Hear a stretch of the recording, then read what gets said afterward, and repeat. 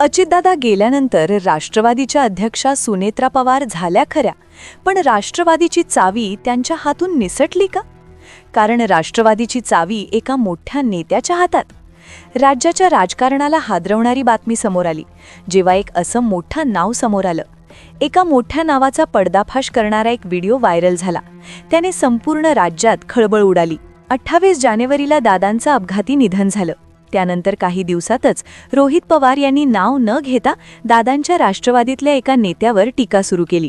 ते वारंवार एका मोठ्या नेत्याचा उल्लेख करत होते, एक असा नेता जो दादांचा अगदी खास होता आणि वहिनींनाही अध्यक्षपद आणि उपमुख्यमंत्री पदापर्यंत नेण्यासाठी त्यांचा मोठा सपोर्ट आहे असं मानलं जातं. पण रोहित पवार म्हणत होते की यांनी एक फोन केला आणि त्या फोनमुळे दादांना विमानाने जावं लागलं आणि हा अपघात घडला. पण काही दिवसातच दादांच्या राष्ट्रवादीतले प्रमोद हिंदूराव यांनी डायरेक्ट नाव घेतलं. ते नाव होतं प्रफुल्ल पटेल. प्रफुल्ल पटेल हे दादांच्या अगदी निकटवर्तीय, अगदी जुने सहकारी होते. वहिनींसाठीही त्यांनी खूप दिवसरात्र मेहनत घेऊन वहिनींना त्यांची जागा मिळवून दिली असंही दिसत होतं. पण अचानक 3 असे व्हिडिओ व्हायरल झाले की ज्याच्यातून एक मोठा पडदाफाश झालेला आहे. एक असं सत्य समोर आलं, एक असं गुपित सत्य समोर आलं की ज्या व्यक्तीविषयी आता लोक वेगळी चर्चा करू लागले आहेत. लोक आता बोलू लागले आहेत की मास्टर माइंड घरचाच निघाला. रोहित पवारांचा अंदाज खरा ठरला असं लोक आता म्हणू लागले. कारण की या नेत्याचे असे 3 व्हिडिओ व्हायरल झाले आहेत. या नेत्याचं सत्य बाहेर आलं असं आता बोललं जातंय. दादांना न्याय देण्यासाठी तिकडे रोहित पवार पोलीस स्टेशनला चक्रा मारत होते. तेवढ्यात तिकडे राष्ट्रवादीच्या अधिवेशनात वहिनींकडे अध्यक्षपदाची सूत्रे आली आणि त्यावेळेसचे 3 व्हिडिओ जे समोर आले त्यांनी संपूर्ण महाराष्ट्र हादरला. कारण की त्या व्हिडिओमध्ये एक असं गुपित समोर आलं, एक असं सत्य समोर आलं, तेही या नेत्याचं की जे पाहून संपूर्ण महाराष्ट्र हादरला आहे. मग काय आहे या नेत्याचं खरं रूप? काय मोठा पडदाफाश झाला आहे? वहिनींनी याच्यावर आता काय भूमिका घ्यायची आहे? ते 3 व्हिडिओ नेमकं काय आहेत? या नेत्याचा असा कोणता डाव उघडकीस आला की ज्याने राष्ट्रवादीत भूकंप झालाय? चला जाणून घेऊया या संपूर्ण प्रकरणाचा सविस्तर रिपोर्ट. संपूर्ण महाराष्ट्राला हादरवणाऱ्या एका मोठ्या नेत्याच्या संदर्भात एक व्हिडिओ प्रचंड व्हायरल झालाय, ज्यात या नेत्याचं सगळं गुपित सत्य उघड झालं असं बोललं जातंय. दादांच्या इतक्या जवळचा नेता असं कृत्य करू शकतो असे सगळेजण म्हणतायत. आता नेमकं काय उघड झालं, काय आहे त्या व्हिडिओमध्ये, हे समजून घेण्यासाठी आपल्याला पहिल्या दिवसापासूनची स्टोरी लक्षात घ्यावी लागेल. पहिला दिवस होता 28 जानेवारीचा. संपूर्ण महाराष्ट्राला माहीत आहे की त्या दिवशी बारामतीमध्ये अचानक एक विमान कोसळलं आणि ज्यात दादांचा दुर्दैवी अंत झाला. या बातमीने महाराष्ट्राला पहिला मोठा धक्का दिला होता. पण आता ते गेल्यानंतर त्यांच्याच पक्षातल्या एका मोठ्या नेत्याचा व्हिडिओ व्हायरल झाल्यानंतर संपूर्ण राज्यामध्ये एक खळबळ उडाली आहे. सुरुवातीला या अपघाताचं जर चित्र बघितलं तर तांत्रिक बिघाड असं सांगितलं गेलं. पण हळूहळू या प्रकरणातील प्रचंड गुंतागुंत समोर आली. पण खरं या नेत्याचं नाव न घेता जेव्हा रोहित पवारांनी यांच्याकडे बोट दाखवायला सुरुवात केली होती तेव्हापासूनच खरा संशय येत होता. आता याला अपघात म्हणून कोणालाच पटत नव्हतं. पण रोहित पवारांनी जेव्हा या दादांच्या नेत्याचं विमानाच्या मंत्रालयाशी कनेक्शन जोडलं तेव्हाच संपूर्ण महाराष्ट्राचे कान उभे राहिले. त्यांनी असे काही मुद्दे मांडले होते की ज्याने संशयाची सुई या नेत्याकडे जात होती. आता हा साधारणपणे 15 दिवसांपूर्वीचा विषय होता. पण गेल्या 24 तासात असे 3 व्हिडिओ व्हायरल झाले की ज्यामुळे सगळीकडे या नेत्याचं जे गुपित आहे ते उघड झाल्याचं बोललं जाऊ लागलं. अपघाताच्या तब्बल 1 महिन्यानंतर या अपघाताचा रिपोर्ट आला आणि त्या रिपोर्टमध्ये 5 अशा नवीन गोष्टी या अपघाताच्या समोर आल्या की ज्या याआधी कोणालाच माहिती नव्हत्या. पण काही दिवसांपूर्वीच दादांच्याच राष्ट्रवादीतील एका नेत्याने प्रफुल्ल पटेल यांचे नाव घेतलं होतं. अशी चर्चा सगळ्या महाराष्ट्रात सुरू होती. मग नेमकं हे सगळं पूर्वी घडलेलं असतानाच अचानक कोणते ते 3 व्हिडिओ व्हायरल झाले आहेत? त्या व्हिडिओमध्ये नेमकं काय आहे? काय आता चर्चा सुरू झालेल्या आहेत? या नेत्याचं कोणतं गुपित समोर आलं आहे? गुप्त सत्य समोर आलं आहे? वहिनींनी याच्यावर आता काय ॲक्शन घेतली जाणार? राष्ट्रवादीत भूकंप नेमका का झाला? सगळी माहिती आता आपण इथून पुढे घेतोय. आता पहिला मोठा खुलासा या व्हिडिओमध्ये या नेत्याविषयी रोहित पवार यांनी केला होता. तो म्हणजे त्यांचं असं म्हणणं होतं की हा नेता दादांच्या बरोबर सावलीसारखा असायचा. पण असं बोललं जाऊ लागलं होतं की दादांचं वर्चस्व हे सगळ्यांना खटकत होतं आणि त्यांच्या असण्याने बऱ्याचशा लोकांना प्रॉब्लेम होत असायचा. मग असं बोललं जातं की या नेत्याला नागरी उड्डाण क्षेत्राचा मोठा अनुभव आहे. विमान कंपन्यांशी त्यांचे जुने संबंध आहेत असंही रोहित पवार यांनी वेळोवेळी सांगितलं होतं. अशी चर्चा देखील होत होती. सूत्रांच्या माहितीनुसार अपघाताच्या काही तासाआधी दादांना एक महत्त्वाचा कॉल आला होता आणि त्यानंतर त्यांनी अचानक प्लॅन बदलला.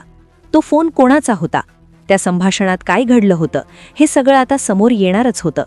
पण तेवढ्यात आत्ताच काही दिवसांपूर्वी राष्ट्रवादीच्या अध्यक्षपदाची जी निवड होती ती करण्यात आली आणि त्या अधिवेशनामध्ये काही महत्त्वाचे व्हिडिओ समोर आले आणि त्या व्हिडिओमधूनच या नेत्याविषयी चर्चेची वावटळ उठली.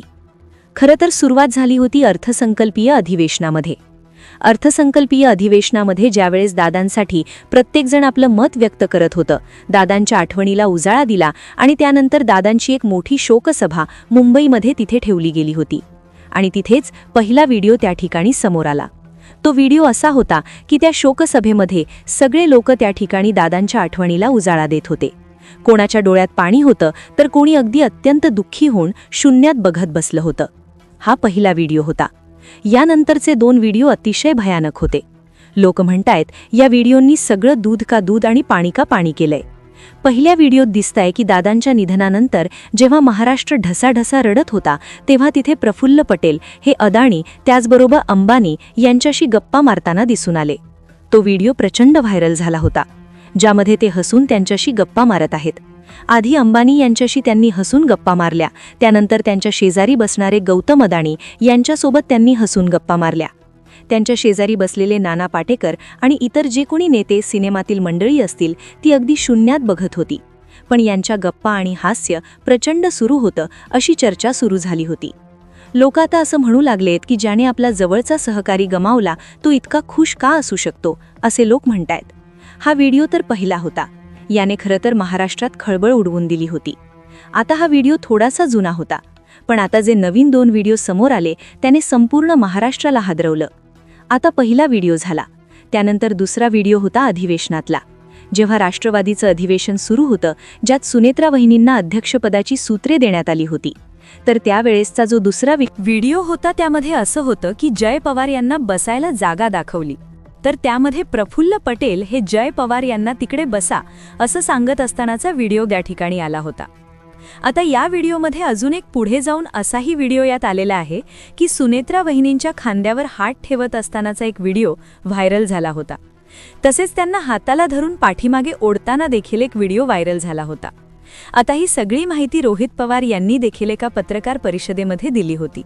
आता यावर रोहित पवार म्हणाले होते की वहिनींना मी आईसारखं मानतो, तर त्यामुळे आपण जबाबदारीने वागले पाहिजे, अशा प्रकारची त्यांनी त्याच्यावर टीका देखील केली होती. पण तिकडून दादांच्या राष्ट्रवादीकडून देखील यावर स्पष्टीकरण देण्यात आलं होतं की हे अशा कुठल्याही प्रकारच्या अफवा पसरू नयेत. ते जय पवार यांना पहिल्या रांगेत बसा अशी विनंती करत होते आणि व्हिडिओमध्ये दुसरंच दिसत होतं.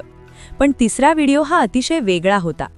तिसऱ्या व्हिडिओमध्ये असं होतं की काही आमदारांचा एक गट काहीतरी बोलत असताना माईक सुरू होता आणि त्या माईकमध्ये ते असं बोलत होते की काही लोक आम्हाला ज्यांनी दादांपाशी जाऊ दिलं नाही आता वहिनींपाशी जाऊ देत नाहीयेत, अशी ही तक्रार एका दृष्टीने ते माईकवर करत असतानाचा एक व्हिडिओ देखील व्हायरल झाला होता.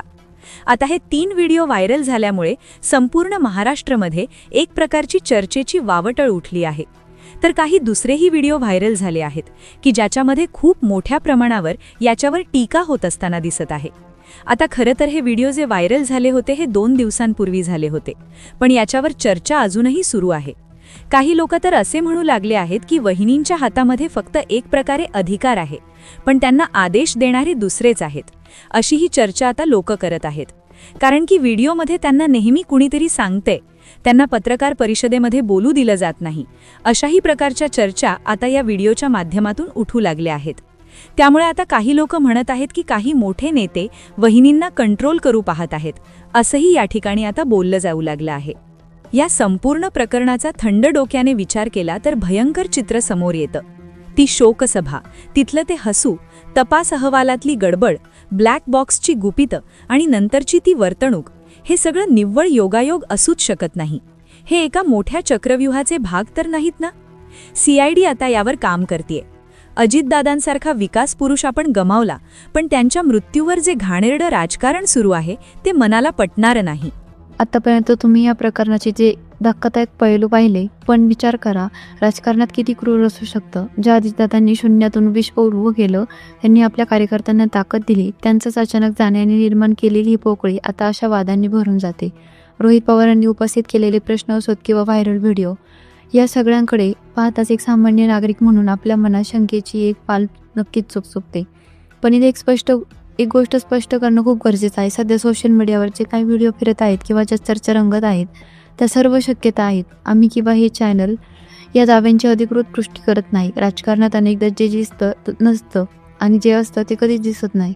कदाचित हे हास्य एखाद्या जुन्या आठवणीवर असेल किंवा तो आधार देण्यासाठी असेल, पण टायमिंग इतकं विचित्र आहे की लोकांच्या मनात संशय निर्माण होणं स्वाभाविक आहे. आता मला तुम्हाला एक विचारायचं आहे, तुम्हाला काय वाटतं, सुनेत्राबाईंकडे अध्यक्षपद आलं असलं तरी खरोखरच राष्ट्रवादीची रिमोट कंट्रोल दुसऱ्यांच्या कोणाच्या हातात गेले आहे का? बघा, दादांच्या अपघात तपास अजूनही सुरू आहे. CID आपले काम करत आहे. जोपर्यंत अधिकृत रिपोर्टमध्ये कोणाचं नाव येत नाही तोपर्यंत आपण कोणालाही गुन्हेगार ठरवू शकत नाही. पण लोकशाहीचा प्रश्न विचारणं हा अधिकार आपला आहे. रोहित पवारांनी ज्या आक्रमकतेने पोलीस स्टेशनला चकरा मारत आहेत त्यावरून असे स्पष्ट आहे की लढा आता फक्त सत्तेचा नाही तर तो न्यायाचा झाला आहे. महाराष्ट्राच्या राजकारणात सध्या जे काही भूकंप होत आहेत त्यांनी सर्वसामान्य जनता गोंधळली आहे.